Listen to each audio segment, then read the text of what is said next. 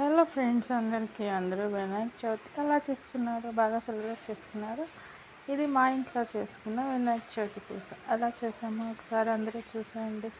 ఇది కొంచెం మేము పెద్ద విగ్రహం తెచ్చుకున్నాం. ఎవ్రీ ఇయర్ ఇలానే చేసుకుంటాం. వినాయక చవితి 11 days వరకు ఉంచి పూజ చేసి అప్పుడు నిమజ్జనం చేస్తాం. ఇదంతా డెకరేషన్ చేసేసరికి నైట్ అంతా చాలా టైం పట్టేసింది. ఎలా ఉందో ఒకసారి మీరు కూడా చూసేయండి. మీ ఇంట్లో ఎలా సెలబ్రేట్ చేసుకోరో కామెంట్ చేసేయండి.